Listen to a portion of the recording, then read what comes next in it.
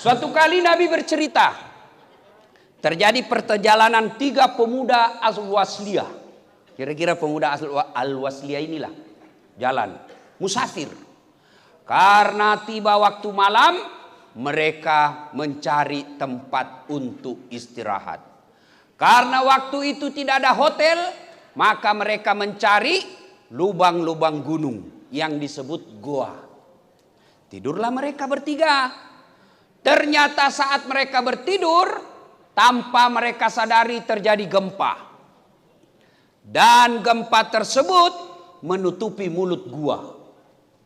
Pada saat 3 pemuda ini bangun, mereka baru sadar, wah, ternyata mulut gua tertutup batu. Berkatalah yang paling senior, ayo dorong, kira-kira Pak Ketua. Dorong ayo. Bismillahirrahmanirrahim. 1, 2, 3, dorong. Nggak goyang. Ulang lagi. Ada dalam cerita, nggak ada. Nah, ini gaya dasarnya. Dorong lagi. Nggak goyang. Akhirnya yang paling senior berkata, tidak ada pilihan lain kecuali kita meminta pertolongan kepada Sang Yang Maha Kuat, Allah Subhanahu wa Ta'ala. Bagaimana caranya ketua? Ya berdoalah. Baik, kalau begitu silahkan Pak Ketua dulu. Berdoalah yang paling senior. Ya Allah, dengar doanya ini. Saya pernah mengurusi ibu saya. Saya seorang pedagang di pasar. Tiap hari saya tinggalkan daganganku. Jalan kaki berkilo-kilometer. Tempat rumah saya. Dari pasar ke rumah saya. Jalan kaki. Setiap siang untuk apa? Menyuapi ibuku makan, tuntun sholat, lalu selesainya saya balik lagi ke dagangan saya. Tiap hari kulakukan itu untuk memuliakan ibu saya. Ya Allah, apabila kebaikan ini mengurus ibuku adalah kebaikan di sisimu dan engkau pantas membalas kebaikanku itu, maka saya memohon kepadamu ya Allah, balaslah kebaikanku itu dengan mengabulkan doaku. Bukalah pintu gua ini. Dia dorong Pak. Bismillahirrahmanirrahim. Dia dorong. Alhamdulillah gerak. Gerak batu. Tapi sayang, hanya sedikit saja gerak. Belum bisa dilewati. Belum cukup. Belum cukup. Kau lagi. Maju orang kedua. Berdoa.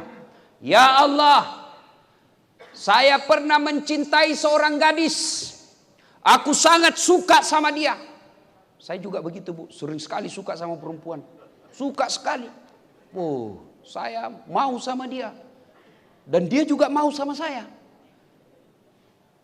Cuma dia mau muntah lihat saya.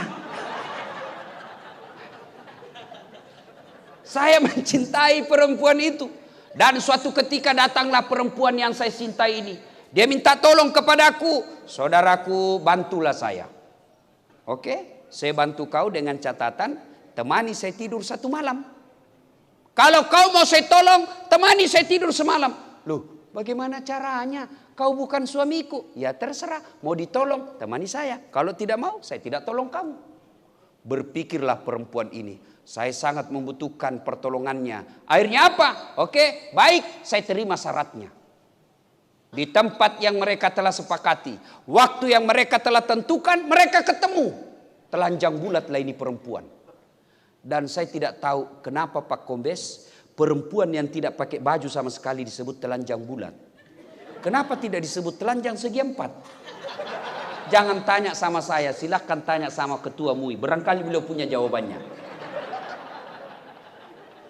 Ketika beliau telanjang bulat ini perempuan, mau lompatlah ini cowok. Dia bilang sudah kesempatan ini. Dia mau lompati, tiba-tiba dia seolah-olah melihat rambu lalu lintas. Seolah-olah melihat rambu lalu lintas, huruf P silang warna merah.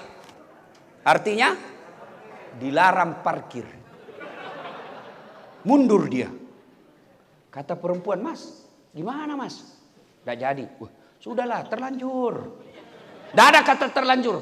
Jadi gimana? Saya tetap tolong kau dek. Nih yang kau butuhkan.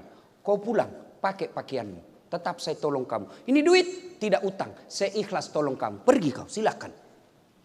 Ya Allah, jika saat itu sudah kesempatan di depan mata, saya tidak menzina, saya tidak berzina karena saya takut kepadamu ya Allah, adalah kebaikan di sisimu. Saya mohon kepadamu ya Allah, balaslah kebaikanku itu dengan mengabulkan doaku. Bukalah pintu gua ini.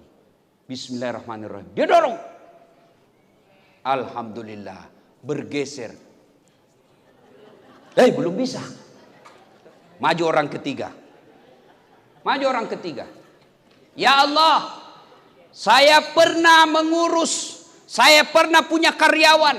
Satu karyawan saya, mestinya saya gaji. Tapi sebelum dia gajian, dia pergi merantau. Lalu gajinya saya simpan. Saya belikan kambing 1 ekor. Hamil tidak ada suaminya. Kambing. Ini namanya juga kambing. Tapi sekarang banyak juga cewek mau saingan sama kambing. Hamil tidak ada suaminya deh, beleng-beleng.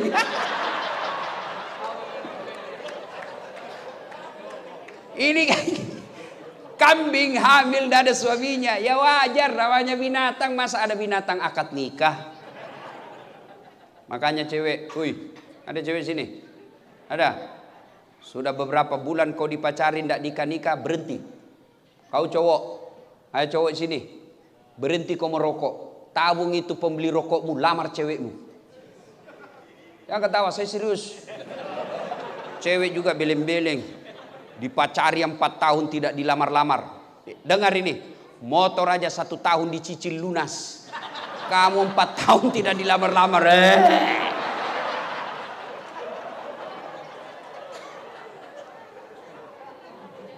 Saya pernah memelihara kambing itu.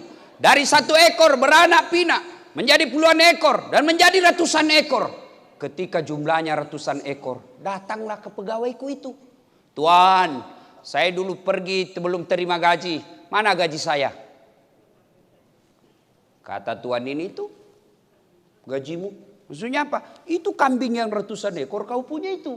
Maksudnya apa? Ya uangmu itu saya belikan kambing dan beranak pinak. Semua kau punya itu. Silakan kau ambil.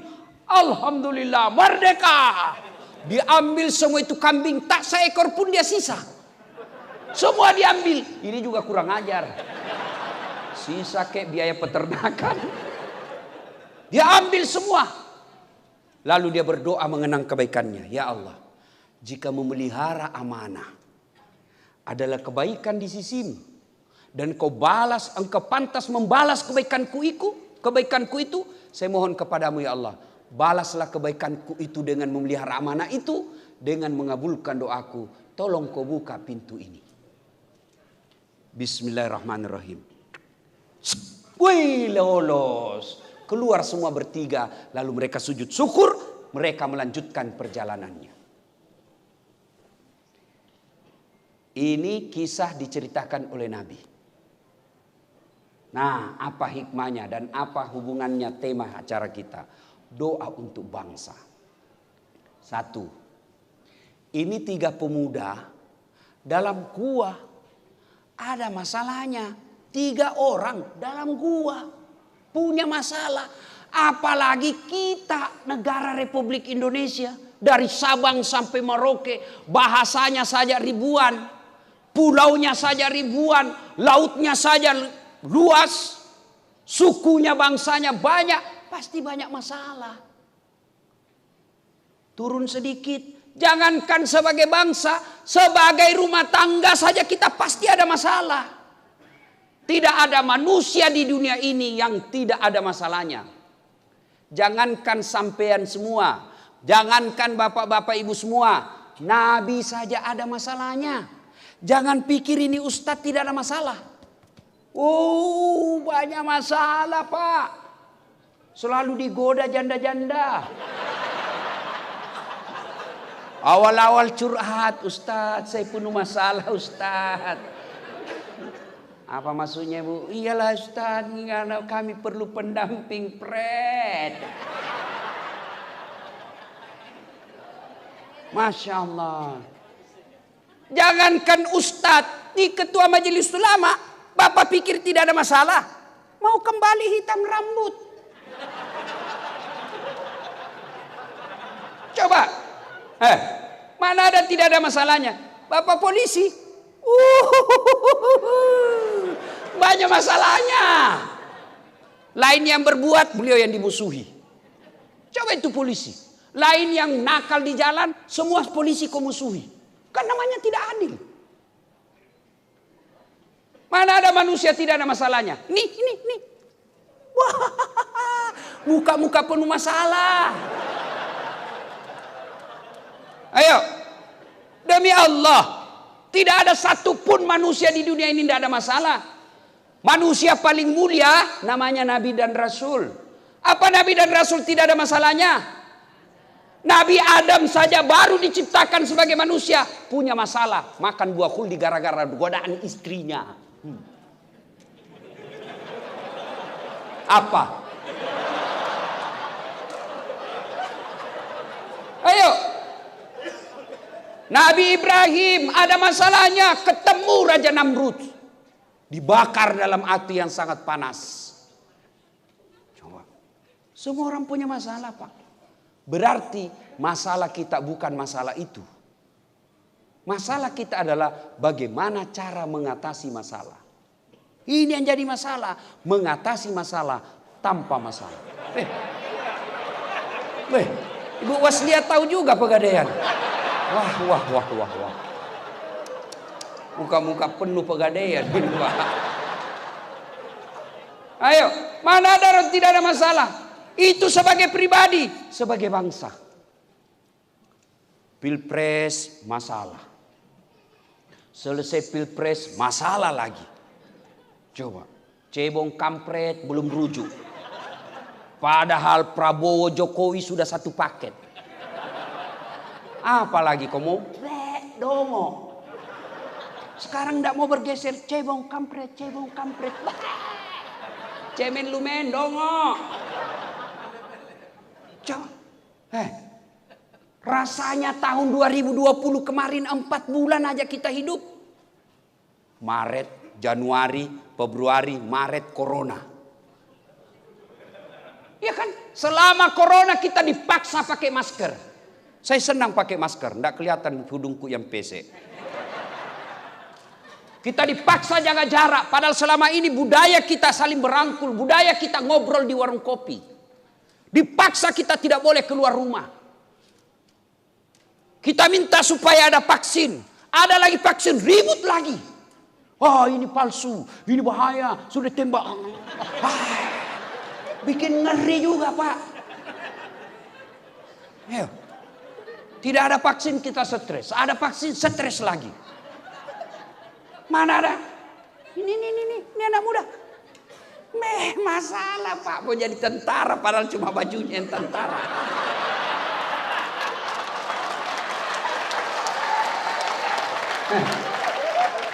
Tidak ada orang tidak ada masalahnya. Pak polisi. Siapa paling tinggi polisi sekarang di Indonesia? Siapa namanya? Idam Aziz. Kapolri bintang 4. Apa tidak ada masalahnya? Masalah sudah dekat. Apa? Pensiun. Apa? Pensiun. Sudah pensiun. Mau pakai lagi tongkat. Dia bilang lagi kau orang gila. Siapa gubernur sekarang? Di sini. Apa tidak ada masalahnya? Masalah besar Pak. Melaksanakan janji-janji. Supaya 2 periode. Ayo. Sudah 2 periode selesai masalahnya? Tidak Pak. Barangkali punya cita-cita lagi. Jadi wali kota. Sudah terpilih 2 periode. 1 periode. Mau 2 periode. Sudah 2 periode selesai masalahnya. Mau jadi gubernur. Sudah gubernur. Ditangkap KPK. Tidak ada orang tidak ada masalah. Semua kita punya masalah. Ini Ustadz yang pakai apa namanya? Serban. Apa tidak ada masalahnya? Saya tidak tahu Pak. Tidak ya saya sama Ustadz. Masalah Pak. Semua orang punya masalah. Nah sekarang Ayo, belajar dari kisah tadi. Ayo saudara-saudaraku, ada masalah, yuk belajar dari tadi. Apa pertama? Doa. Bahkan Nabi jelaskan, doa bagi umat Islam adalah senjata. Nah, ini jadi tidak usah sebagai bangsa deh. Saya seandainya presiden, seandainya pangkat saya Presiden Jokowi. Begitu ada wabah, maka yang pertama saya umumkan, saudara-saudara sekalian, terutama kalian umat Islam, agama kita mengajarkan, ada dosa, ada wabah, ada masalah, tobat nasional. Mereka yang nakal-nakal, koruptor, penjara, makin banyak korupsinya, potong tangannya. Ya. Cek. Semprot dulu.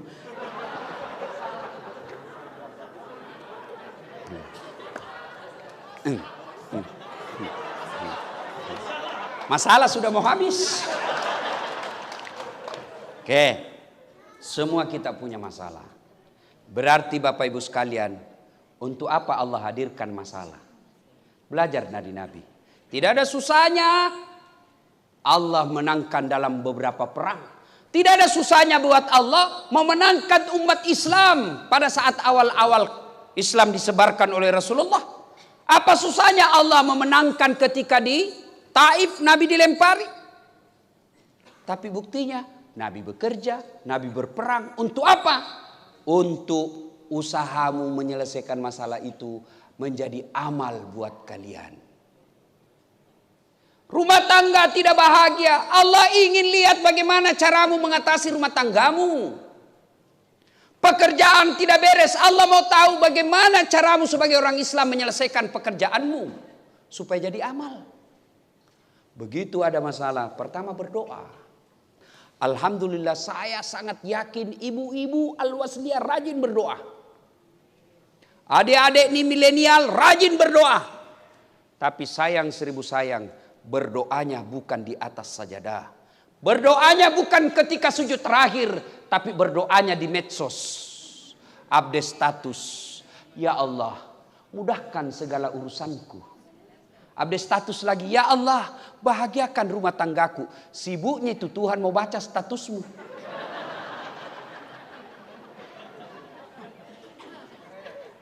Ayo, ada masalah berdoa. Saya sudah berdoa Ustadz. Kenapa Allah tidak selesaikan masalah saya? Berarti Allah ingin Bapak semakin lama berdoa. Karena kalau Bapak berdoa hari ini langsung dikasih, berhentilah Bapak berdoa. Tapi karena ditunda, akhirnya 1 bulan Bapak berdoa. Bukankah 1 bulan berdoa itu pahala dan kemuliaannya tinggi? Maka Bapak Ibu sekalian, ada masalah dalam hidup ini, doa. Dan hebatnya Allah janji, ud'uni astajib lakum. Berdoa kau kepadaku, pasti saya kabulkan. Itu janji Allah, bukan janji caleg.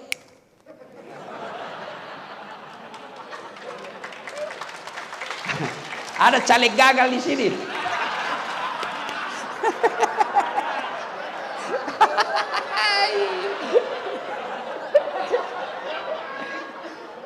Lihat, Bu, coba lihat kalau mau caleg tuh, bagi-bagi kartu nama itu, pilih saya, sama-sama kita Al-Wasliyah. Pilih saya. Ada masalahmu, kau telepon saya 24 jam, kartu nama. Begitu terpilih diganti nomor HP-nya. Pret. Ayo. Allah janji, kalau Allah janji, Allah pasti kasih. Berdoa kau kepadaku, pasti saya kabulkan. Kok saya berdoa Ustadz, saya doa tidak dikabulkan. Selain Allah masih rindu dengan doa-doa kita. Yang kedua, karena etika dan tata cara kita berdoa keliru. Fa isa sa'laka ibadi anni fa inni qarib ujibu da'wata da'i isa da'an. Aku mengabulkan doanya orang-orang yang berdoa apabila dia berdoa. Coba simak kalimatnya baik-baik. Aku mengabulkan doanya orang-orang yang berdoa apabila dia berdoa. Kok aneh? Berdoa apabila dia berdoa, padahal sudah berdoa. Ini menunjukkan bahwa banyak di antara kita menengadah ke atas langit, mengucapkan amin, menaikkan kedua belah tangannya. Dia pikir dirinya berdoa, padahal tidak. Kenapa? Karena dia tidak tahu etika dan tata cara dalam berdoa. Bagaimana etika dan tata cara dalam berdoa? Baca kitabnya Imam Al-Ghazali, Adabud Doa, adab dalam berdoa. Nah, itu juga masalah. Dan percaya itu bukti kasih sayang ibu kepada anak. Coba kalau anak menangis begitu. Kan dilema buat istri. Wah, mau dengar ceramah, anak nangis. Mengganggu orang. Coba, mau juga dengar ceramah. Mana bapak-bapak pernah rasakan seperti itu? Jangan ketawa, saya serius ini. Coba lihat itu istri kita. Makanya jangan suka kurang ngajar sama istri. Coba kalau kita, langsung dicubit. Kau berhenti lagi. Yuk, tenang ibu, saya bela kau malam ini.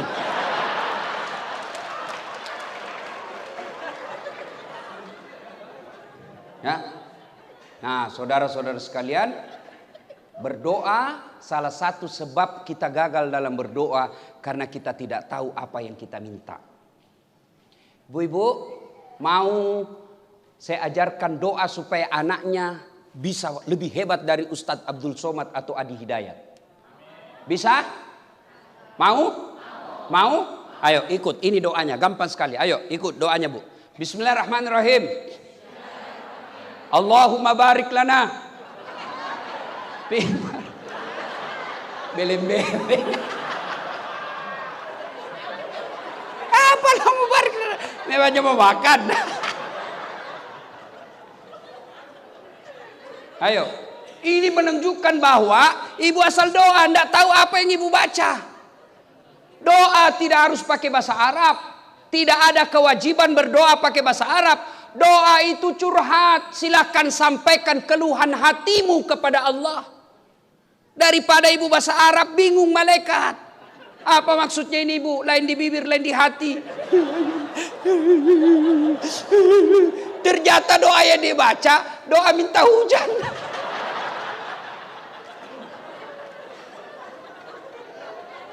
Ustadz, saya mau suami saya baik sifatnya Ustadz. Apa doanya? Ya itulah baik sifatnya.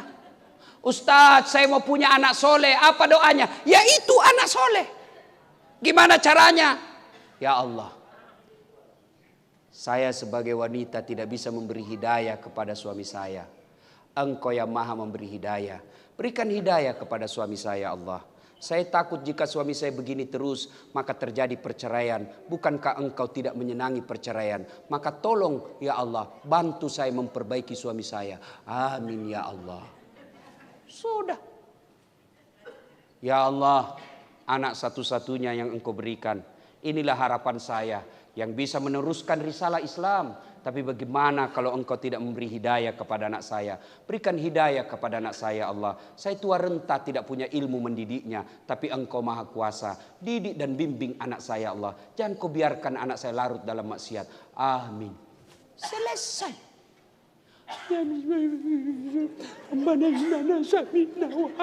Padahal dia minta supaya sembuh perutnya. Tidak nyambung. Oi. Hai. Iya Bu. Apa masalahmu ibu? Sebut. Supaya suami setia. Ya itu doanya. Ya Allah, palingkan hati suami saya. Pelihara hatinya ya Allah. Jangan kau palingkan kepada wanita lain. Buat hatinya terpesona seumur hidup kepada aku ya Allah. Buat dia pusing kalau dia tidak lihat saya dalam 2 jam. Dikabulkan. Oh dia balas suaminya, ya Allah saya sudah capek lihat istri saya.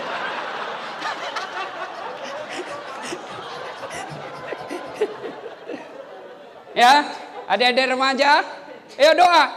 Doa. Tidak ada yang mustahil kalau Allah membantu kalian. Tidak ada yang mustahil. Mustahil kata manusia, itu kata manusia. Kalau Allah yang mau, kecil men, kecil. Jadi pegawai negeri kecil men, kecil. Mau jadi polisi kecil buat Allah. Allah cuma ucapkan kun. Jadi. Mau jadi polisi tidak usah nyogok 800 juta. Sampai pensiun tidak bisa bayar itu Pak. Jadi PNS mau nyogok 500 juta. Sampai pensiun kau tidak bisa kembali modalmu itu 500 juta. Lalu gimana Ustaz? Minta tolong kepada Allah. Demi Allah, saya jadi dosen, PNS juga. Tidak ada. Malah negara yang minta. Kok bisa Ustaz? Ya bisa aja kalau kita minta kepada Allah.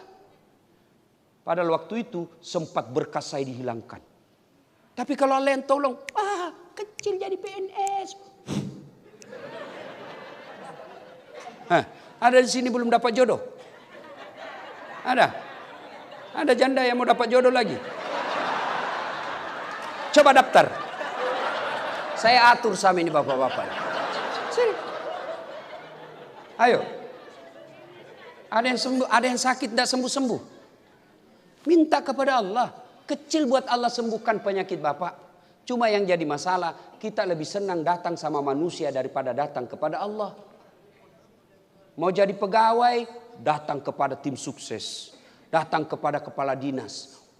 Meskipun kita sepupu, dia makan kita itu pak. Saya ini memang kita sepupu dek. Tapi kan ada bos saya. Bosnya lagi tuh dia jual. Padahal dia yang makan sepupunya. Maka lebih baik minta kepada Allah. Sudah minta kepada Allah, tidak dikabulkan Ustadz. Berarti yang ketiga. Tadi kan satu, caranya berdoa dia tidak tahu. Dua, Allah ingin lama-lama berdoa. Yang ketiga, Allah tahu apa yang kita minta tidak baik. Saya punya pengalaman Pak Kombes. Ya, tamat SMA saya daftar kabri. Mau jadi kabri penerbang. Enggak lulus. Kenapa? Ceper. Enggak cukup tinggiku. Saya protes kepada Allah. Ya Allah, kenapa kau tidak kasih lulus saya? Kenapa kau lahirkan saya dalam keadaan pendek? Kau tidak rugi jadi tuan kalau saya jadi tentara. Enggak lulus. Teman saya lulus. Sekarang saya ketemu terakhir di Polda Sulawesi Barat, satu bunga di sini. Pakai baret merah, karena dia reserse. Saya pakai baret putih, karena saya jadi ustadz. Tapi alhamdulillah jangan jadi ustadz, mulai baret hitam sampai baret merah, ku cara ikut semua. Itu kawan saya yang lulus ya, cuma satu bunga ketemu sama Kapolda Bintang 2 ya Pak. Saya Kapolda hormat mas. Apa? Jangankan Kapolda, Kapolri. Allah kasih yang terbaik. Jangan sangka buruk. Jangan sangka buruk. Sudah minta kepada Allah, sudah berdoa, sudah ikhtiar, sudah nasar, sudah sedekah. Tidak dikasih, berarti yang kita minta tidak baik. Sudah pasang baleho. Habis duit 300 juta. Jual sawah, tidak jadi anggota DPR.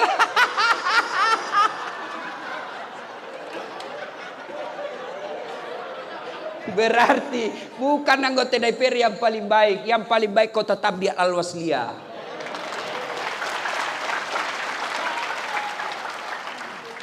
Nah, kan enak berpikir gini Pak. Tidak ada tenang, tidak ada susah kalau kita selalu berbawa ke sisi positif. Ya. Saya ditinggal suami, berarti suamimu memang bejat, tidak cocok juga ibu. Karena ibu orang baik, ini Allah pisahkan, ini jelek, ini suami. Enak perasaan. Ya. Cerai, istri cerai, padahal suaminya baik, bagus agamanya, ahlaknya baik. Istrinya cerai, berarti tidak cocok itu. Allah kasih kau nanti yang lebih bagus. Nah, jadi ya jelas ada masalah. Berdoa kepada Allah. Kedua, hikmah dari kisah.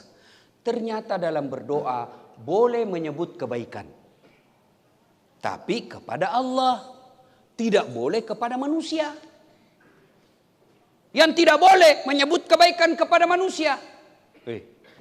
Kau tahu Dasat? Itu yang Ustaz beleng-beleng. Dia jadi Ustaz. Saya engkau situ. Satu kampung saya, keluarga saya itu. Dia jadi Ustaz. Saya. Kalau bukan saya, jadi sampai itu anak. Itu tidak boleh. Tapi kalau kepada Allah. Ya Allah, saya pernah mengurus anak yatim. Saya ambil dari kampung anak saudara saya. Saya urus dari kecil. Saya sekolahkan, saya kuliahkan, saya carikan kerja. Sekarang sudah mapan ya Allah. apabila mengurus anak yatim adalah kebaikan di sisimu dan engkau pantas membalasnya, balaslah kebaikanku itu, sembuhkan penyakit asam urat yang kuderita. Boleh. Ya Allah, saya pernah mengurus anak yatim dari kecil sampai dia bekerja. Apabila mengurus anak yatim adalah kebaikan di sisimu dan engkau pantas membalasnya, ya Allah, balaslah kebaikanku itu, buat istriku ikhlas saya kawin lagi. Ini pasti dia catat semua ini. Silakan doa. Berdoa boleh menyebut kebaikan. Sampai jam berapa ini, Pak? Hah? Sampai berapa? Sampai, Ibu bisa sampai 12? Serius? Betul? Saya yang tidak mampu. Yang ketiga, hikmah dari kisah ini. Ternyata ibu bapak saudara-saudara sekalian, ada 3 hal yang membuat doa cepat terkabul. Apa itu? 1, birrul walidain. Berbuat baiklah kepada kedua orang tua. Saya Das Atlatif banyak sekali pengalaman religius saya yang berkaitan dengan berbuat baik kepada orang tua. Sampai sekarang ibu saya sekolah tidak ada, bahasa Indonesia tidak lancar. Tapi begitu ada sesuatu yang saya mau ambil, saya tanya kepada ibu saya. Padahal saya doktor. Tingkat pendidikan paling tinggi itu doktor. Tidak ada lagi di atasnya. Namanya S3. Kalau masih ada di atasnya S-teler. No, dokter. Dan 2 dokter saya. Ibu saya tidak ada sekolah. Tapi begitu ada saya mau beli, ada saya mau bikin, saya minta pendapatnya. Mak, magai. Menurut mak, magamoye. Bahasa Bugis. Bagaimana mak? Menurut pendapat mak. Apa jawaban sama saya? Kenapa kau tanya saya? Kau yang tinggi sekolah. Kau pasti lebih tahu dari saya nak. Sudahlah. Kau lakukan apa yang kau menurutmu bagus. Tapi apa dalam hatinya? Pasti ibu saya berpikir, oh anak saya ladase. Ternyata masih butuh pendapat saya meskipun sudah tinggi sekolahnya. Dia senang. Dan senang itulah yang aku inginkan. Kenapa? Karena ridallah fi ridal walidai. Suatu kali Umar bertanya, ya Rasulullah, saya tahu tidak mungkin saya bisa lihat wajahnya Allah di dunia ini. Saya tahu tidak mungkin saya bisa nampak wajah Allah di dunia ini. Tapi saya mau tahu bagaimana supaya Allah tersenyum kepada saya. Gimana supaya Allah tersenyum kepada saya? Maka dijawabnya, buat ibu bapakmu tersenyum, maka Allah pasti tersenyum kepadamu. Pak Haji, mau sukses usaha ini? Buat ibu bapak bahagia sebelum sukseskan ini. Adik-adikku sekalian nih kalian yang masih muda. Kalau kalian belum bisa kasih mobil orang tuamu, kalian belum bisa kasih rumah orang tuamu, buat perasaannya senang. Caranya apa? Jangan kau sakit. Saya paling jaga kesehatan saya Pak. Bukan karena saya takut mati. Ini coba lihat masker saya. 2 lapis saya pakai. Saya kadang kala mau makan saya tolak makan. Karena saya takut buka masker makan berdialog orang masuk penyakit dari orang lain. Apa saya takut mati? Apa imun saya tidak? Tidak. Saya tidak mau orang tua saya berpikir kalau anaknya sakit pasti galau pikirannya. Oh sakit anak saya. Itu yang saya pikir. Kalau saya sakit, ibuku pasti sengsara. Dan usianya sudah 84 tahun. Pasti tidak bisa stres. Maka saya menjaga agar dia tidak sengsara pikirannya. Caranya apa? Buat saya sehat. Adik-adik sekalian, bukan kalian takut kepada corona. Tapi kalau kalian sakit, ibu bapakmu kepikiran. Itu cara berbuat baik sama orang tua.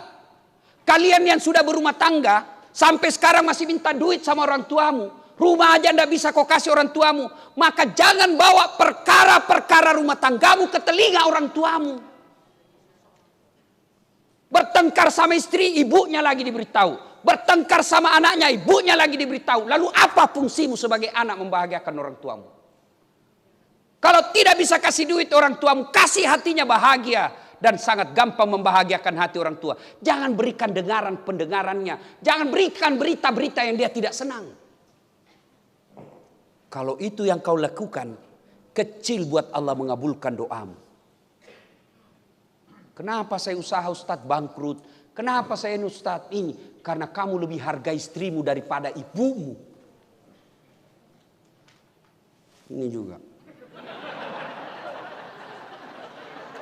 Tenang Pak, saya bela kau malam ini. Tiba-tiba suaminya katakan, Pak, ini ada bonus, ada 5 juta. Sudahlah, kita perbaiki pagarnya emak di kampung. Apa langsung kata istrinya, apa? Mamamu terus. Kawin kau itu sama mamamu. Dongo. Beleng-beleng. Mana orang bisa kawin sama mama? Hei. Jangan ketawa, saya serius ini. Ini juga bapak-bapak jangan takut sama istri. Ada yang takut sama istri di sini? Berhenti kau jadi laki-laki. Pakai kodaster. Ustadz takut sama istri? Enggak, cuma istri saya lebih berani. Salatullah salamu